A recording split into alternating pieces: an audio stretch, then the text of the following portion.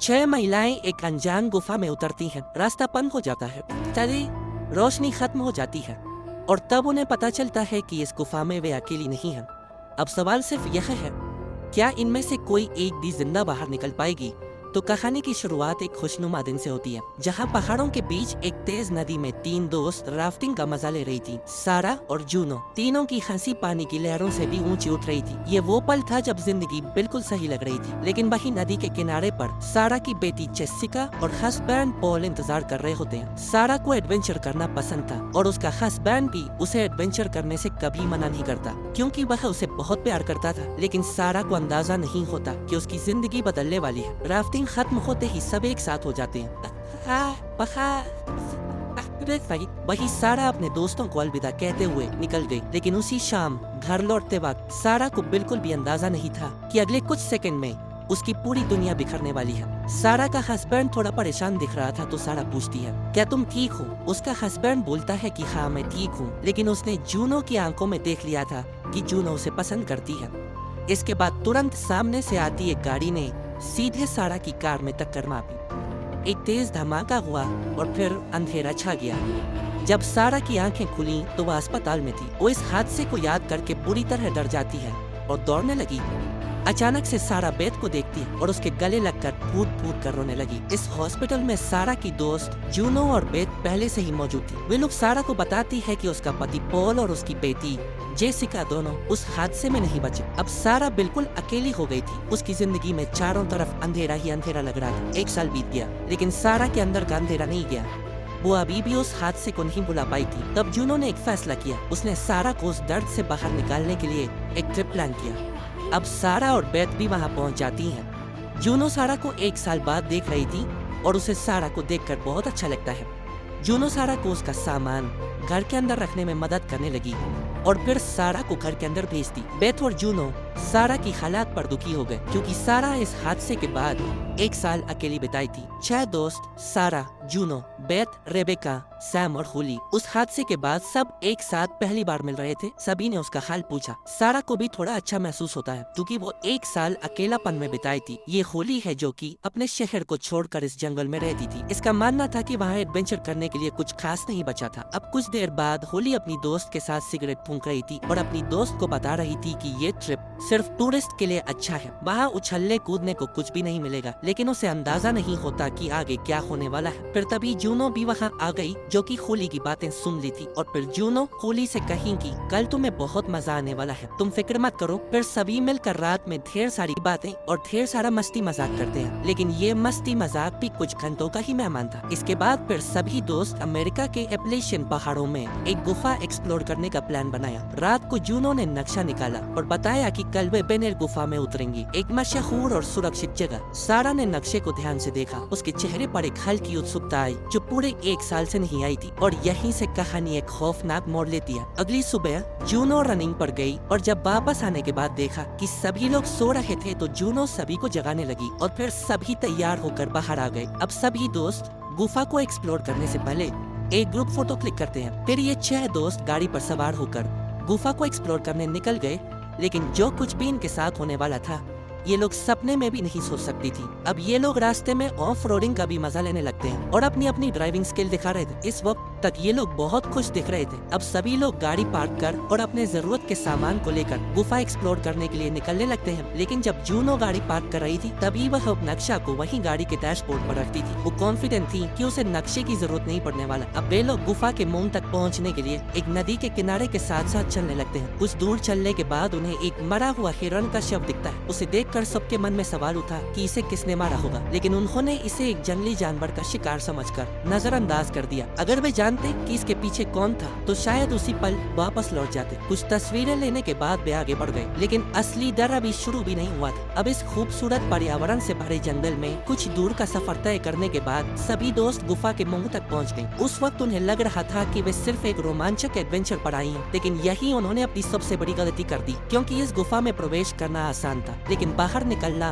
लगभग नामुमकिन। ये गुफा ऊपर से दिखने में बहुत अद्भुत था, जैसे जमीन में एक बड़ा मुंह खुला हुआ था, जैसे धरती सांस खींच रखी हो। एक एक करके सब नीचे उतरी। शुरुआत में गुफा खूबसूरत थी, चमकदार पत्थर, पानी की हल्की आवाजें, ठंडी हवा। अब सभी दोस्त गुफा को अच्छी तरह से देखने लगते हैं। सारा ने एक पत्थर पर अजीब सा पंजे का निशान देखा, मगर उस समय किसी ने इस पंजे के निशान पर ज्यादा ध्यान नहीं दिया। लेकिन कुछ घंटों बाद यही निशान उनके सबसे बड़े डर का सबूत बनने वाला था। वही जूनो पानी के झरने का आनंद ले रही थी, तभी सारा के सामने से ढेर सारा चमगादड़ उड़ने लगा और सारा बुरी तरह डर गई। और होली इन सभी चमगादड़ों को कैमरे में रिकॉर्ड कर रही होती है। होली को लग रहा था कि वो किसी मामूली सी गुफा में है, उसे आगे क्या होने वाला है इसका कुछ भी अंदाजा नहीं होता। अब यहाँ किसी ने भी इस खूनी पंजे पर गौर नहीं किया। थोड़ी देर बाद जूनो इस गुफा को एक्सप्लोर करने के लिए एक सुरंग में घुसती है। अब उसे अंदाजा होता है कि वह नक्शा गाड़ी में ही छोड़ दी थी, तो उसके हाथ एक पल के लिए रुक गए। ये वह गुफा नहीं थी जिसे एक्सप्लोर करने के लिए रात में प्लान बनाया गया था। जूनो ने चुपचाप नक्शा वाली बात को छिपा लिया। उसने किसी को कुछ नहीं बताया। दरअसल उसने जानबूझकर उन्हें एक अनजान और अनएक्सप्लोर्ड गुफा में लाई थी, लेकिन यह बात उसने छुपा ली थी। जब वे लोग आगे बढ़े तो गुफा में अंधेरा ही अंधेरा था। फिर सभी दोस्त नीचे उतरकर फ्लेयर जलाते हैं। फ्लेयर जलते ही अंधेरा एक खूबसूरत दृश्य में बदल गया। सभी लोग इस गुफा की तारीफ करने लगे, लेकिन उन लोगों ने अभी तक कुछ भी नहीं खाया था। तो सभी दोस्त लंच के लिए छोटा सा ब्रेक लेते हैं और सभी साथ बैठकर खाने पीने लगे। अब इसके बाद होली धीरे धीरे गुफा के रास्ते आगे बढ़ा रही थी और सभी उसके पीछे। आगे बढ़ते हुए एक जगह रास्ता इतना तंग हो गया कि सबको रेंगते हुए निकलना पड़ा। सारा जब उस संकरे हिस्से में थी तभी अचानक ऊपर से पत्थर गिरने की आवाज आई, एक तेज आवाज,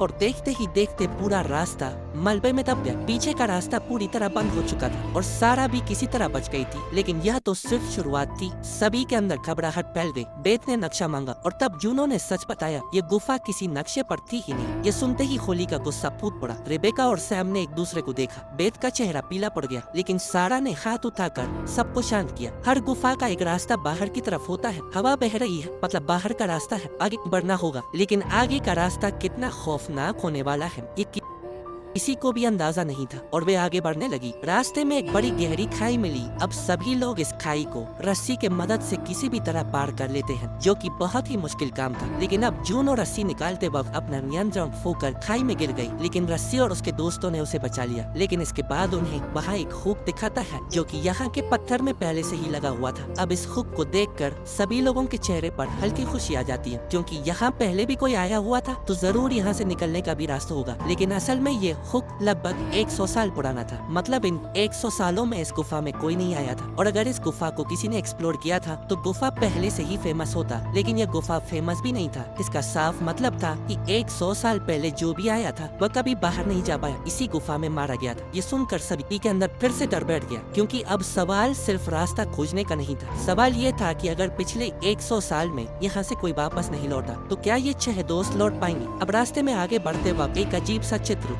दीवार में छपी हुई थी, जिसे सब यूजलेस समझ रहे थे। लेकिन वही बेथ ने इस चित्र को देखकर अंदाजा लगा लिया कि इस गुफा से निकलने के 2 रास्ते होंगे। इसके बाद सब लोग बेथ की तारीफ करने लगे। ये चित्र 100 साल पहले आए टूरिस्ट में बनाया था, जो कभी बाहर नहीं निकल पाया था। इस गुफा से बाहर निकलना इतना भी आसान नहीं था, और जो इन्हें आगे दिखने वाला था उसके लिए इनमें से कोई तैयार नहीं था। अब रास्ते में आगे बढ़ाने के लिए जूनो लाइटर जलाकर हवा की दिशा को ढूंढने लगती है। रास्ता मिलते ही होली जल्दीबाजी में उसे रास्ते पर दौड़ने लगी। उसे एक रोशनी दिखाई दी थी और दौड़ते दौड़ते वो एक गहरे में गिर गई, जिससे उसका पैर बुरी तरह टूट गया। वह अब चलने के हालात में नहीं बची थी। अब सभी के लिए मुश्किलें और भी बढ़ गई थी। दरअसल होली को लग रहा था कि वह रोशनी गुफा के बाहर से आ रही है, लेकिन असल में वह रोशनी एक पत्थरों का फास्फोरस था। फिर जूनो सभी को बताई कि हम लोग 2 मील नीचे हैं, तो यहाँ रोशनी पहुँचने की कोई उम्मीद नहीं है। इसी दौरान सारा धीरे धीरे रास्ते की खोज में थी। तभी उसे अंधेरे में एक भयानक और अजीब सा क्रिएचर दिखाई दिया। सारा का खून जम गया। उसने तुरंत जूनो और बाकी लोगों को बताया, लेकिन किसी ने उसकी बात पर विश्वास नहीं किया। और सबसे डरावनी बात यही थी कि सारा ने जो देखा था वह सच था। सभी आगे बढ़ते बढ़ते एक बड़े हॉल में पहुंची, जहां जमीन पर हड्डियां बिखरी पड़ी थी। अब तक उन्हें लग रहा था कि वे सिर्फ रास्ता भटक गई हैं, लेकिन इन हड्डियों ने साबित कर दिया कि इस गुफा में कुछ और भी रहता है, और वो भूखा है। जानवरों की हड्डियां, जिन पर दांतों के गहरे निशान थे। रेबेका ने अंदाजा लगाया कि कोई बड़ा जानवर यहाँ शिकार करके खाता है। ये सुनते ही सबकी सांसें अटक गई। सभी लोग एक साथ चिल्लाने लगे ताकि कोई उनके मदद के लिए आ जाए। तभी अचानक से वह क्रिएचर कमरे में दिख गया,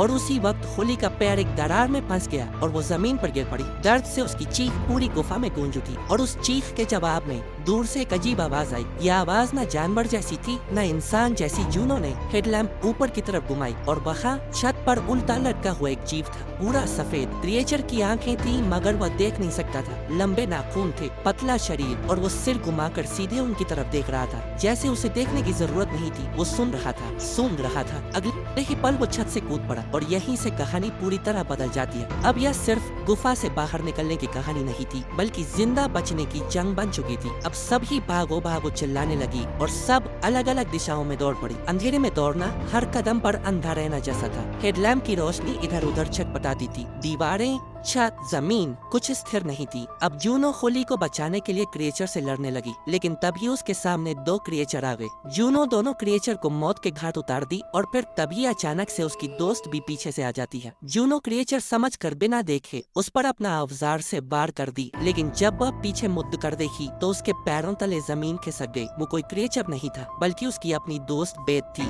जूनो से एक ऐसी गलती हो चुकी थी जो आगे चलकर सब कुछ बदलने वाली थी, लेकिन अब जूनो भी अपनी दोस्त को छोड़कर आगे बढ़ गई। सैम और रेबिका दोनों एक साथ बाहर निकलने का रास्ता खोज रहे थे और तभी सैम की हेडलैम्प की बैटरी खत्म हो गई। तो फिर सैम अपने बैग से रेडियम निकाल लेती है। वहीं एक क्रिएचर इनके बहुत करीब लटक रहा था। क्रिएचर के आंख तो थे, लेकिन सालों से अंधेरे में रहने की आदत से वो अंधे हो चुके थे। उन्हें कुछ भी दिखाई नहीं देता था, लेकिन वो सुन सकते थे और इसी सुनने और सूंघने की शक्ति से शिकार किया करते थे। अब दोनों क्रिएचर के बहुत करीब से गुजरते हैं, मगर ये क्रिएचर उन्हें सुन नहीं पाता। लेकिन इनकी भी जिंदगी कुछ नहीं घंटे की मेहमान थी। वहीं दूसरी तरफ सारा को होश आ गई थी। फिर तभी उसे वहाँ एक कैमरा दिखाई देता है। वो उसे कैमरे की इंफ्रारेड सिस्टम की मदद से अपने आसपास की स्थिति को जांचने लगी। वो देख पा रही थी कि उसके आसपास सैकड़ों जानवरों की हड्डियां बिखरी हुई थी। तभी सारा को एहसास होता है कि उसके आसपास क्रिएचर आ गए हैं, तो वह तुरंत वहाँ मौजूद एक पत्थर के पीछे छुप गई। फिर अचानक ऊपर से उसकी एक दोस्त का शव गिरता है, जिसके बाद पल भर में वहाँ दो क्रिएचर भी आ गए थे, जो उसकी दोस्त के शव को नोच नोच कर खाने लगे। तभी एक क्रिएचर सारा के कैमरे के ठीक सामने आकर खड़ा हो गया। ये देखकर सारा की सांस अटक गई। वह बुरी तरह डर गई थी, लेकिन वह अपनी सूझबूझ से अपना जान बचाने में कामयाब हो गई। और वहीं सैम दूसरी तरफ अपने रेडियम को गिरा दी थी और अब रेबिका और सैम बिना आवाज किए एक दूसरे को पकड़ कर लेट गए, ताकि क्रिएचर इनके पैरों की आवाज को न सुन सके। लेकिन इन लोगों की किस्मत इतनी खराब थी, अचानक से रेबिका की वॉच का रिंग बजने लगा। वो घबराकर अपने वॉच को इंक देती है। क्रिएचर उसकी वॉच की आवाज को सुनकर वॉच के पास आ गया और इन दोनों की चैम्बर से तभी उस क्रिएचर को दूसरी तरफ से आवाज सुनाई देती है, जो कि जूनो की थी। क्रिएचर आवाज सुनकर उसकी तरफ चला गया। वहीं दूसरी तरफ अब सारा के पास से सारे क्रिएचर्स भाग चुके थे। तो फिर सारा होली की लाश से तोड़े कपड़े फाड़ने लगी और उससे अपने लिए एक मिसाल बना ली। अब उस जगह पर थोड़ी रोशनी हो गई थी, तो सारा वहाँ देखती है कि बेथ घायल पड़ी हुई थी, जिसे जूनो छोड़कर चली गई थी। बेथ बोलती है कि तुम जूनो पर कभी भरोसा मत करना और अपना रास्ता खुद ढूंढना। लेकिन सारा अपनी दोस्त को तड़पता हुआ नहीं देखना चाहती थी। सारा जानती थी कि बेथ अब नहीं बच पाएगी। सारा बेथ को आंखें बंद करने के लिए बोली और उसे एक सुकून भरा मौत दे दी। तभी पीछे से एक क्रिएचर सारा पर झपट पड़ा, लेकिन इसी पल सारा के अंदर कुछ बदल गया। अब वह डरकर भागने वाली महिला नहीं रही थी। अब उसके पास खोने के लिए कुछ नहीं बचा था। वो पूरे जोर से क्रिएचर पर टूट पड़ी और उसे मौत के घाट उतार दिया। अब यह वो सारा नहीं थी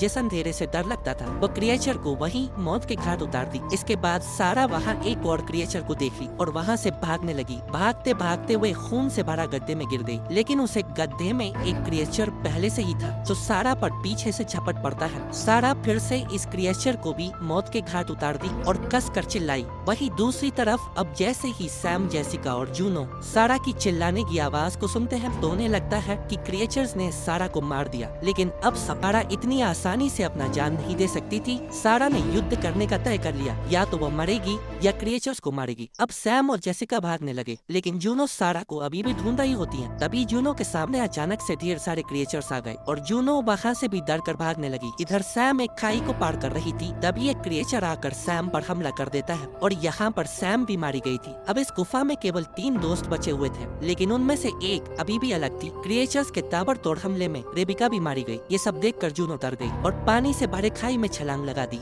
जहाँ क्रिएचर पहले से ही मौजूद था। जूनो ने जैसे ही पानी में मौजूद क्रिएचर को देखा तो उसकी सांसें अटक गई, लेकिन जूनो अपनी हिम्मत के दम पर उस क्रिएचर को भी मार दी और और फिर से ऊपर चढ़ गई। इस वक्त तक क्रिएचर्स ने 4 लड़कियों को मौत के घाट उतार दिया था और इस गुफा में सिर्फ जूनो और सारा बची हुई थी। और अब दोनों तय करते हैं कि अब वो एक साथ आगे बढ़ेंगे और दोनों एक साथ आगे बढ़ने लगे। रास्ते में दर्जनों क्रिएचर्स सामने आ गए। अब इनके पास पीछे जाने का कोई रास्ता नहीं था। अब सवाल यह नहीं था कि बाहर निकलने का रास्ता मिलेगा या नहीं, सवाल यह था कि क्या वे वहाँ तक जिंदा पहुँच भी पाएंगी। अब इनके पास क्रिएचर्स से लड़ने के अलावा कोई दूसरा रास्ता नहीं था, या तो ये लड़ते या मरते। सारा और जूनो ने इस लड़ाई में क्रिएचर्स को हरा दिया था और अब ये वक्त बदला लेने का था। सारा और जूनो दोनों आमने सामने हो गए। सारा को बेत बता दी थी कि जूनो ने ही उसे मारा था और उस पर कभी भरोसा मत करना। सारा जूनो पर हमला कर दी जिससे जूनो की टांग घायल हो गई थी। जूनो पर हमला करने के बाद सारा वहाँ से भाग गई और तभी ढेर सारे क्रिएचर्स जूनो को फिर से घेर लेते हैं। अब सारा आगे बढ़ गई थी। आगे एक लंबी सुरंग थी, ऊपर की तरफ जाती हुई सारा गिर पड़ी, लेकिन गिरने के बाद वह बिल्कुल सही जगह पर पहुँच चुकी थी। वहाँ एक छोटी सी दरार दिख रही थी, उसमें से रोशनी हल्की धुंधली लेकिन असली। वो दरार में घुसी, रेंगी और दूसरी तरफ निकली। खुला आसमान, भोर की रोशनी, पहाड़ों के बीच सुनहरी धूप और ठंडी हवा। सारा जमीन पर गिर पड़ी, घुटने मिट्टी में धंसे, हाथ पत्थरों पर। वो रोई नहीं, बस एक गहरी कंपाती सांस ली। वो क्रिएचर्स इंसान जैसे थे लेकिन इंसान नहीं थे। हजारों साल पहले एक कबीला जमीन के नीचे उतरा था। पीढ़ी दर पीढ़ी अंधेरे में रहते रहते बदल गया। आंखें बेकार हो गईं, सुनने और सूंघने की ताकत कई गुना बढ़ गई और जो इंसान था वो कुछ और बन गया। द डिसेंट सिर्फ एक मॉन्स्टर हॉरर फिल्म नहीं है, बल्कि यह डर, दुख और इंसानी जज्बे की कहानी भी है। गुफा के अंदर छिपे हुए जीव जितने खतरनाक थे उतने ही खतरनाक इनके बीच के झूठ, विश्वासघात और गलत फैसले भी थे। आखिर में सारा जीवित बचने के लिए एक साधारण महिला से एक निडर योद्धा बन जाती है। यही कारण है कि द डिसेंट को आज भी सबसे बेहतरीन और डरावनी सर्वाइवल हॉरर फिल्मों में गिना जाता है। इस वीडियो को बनाने में बहुत मेहनत लगी है, तो भाई एक प्यारा सा कमेंट और सब्सक्राइब जरूर कर देना।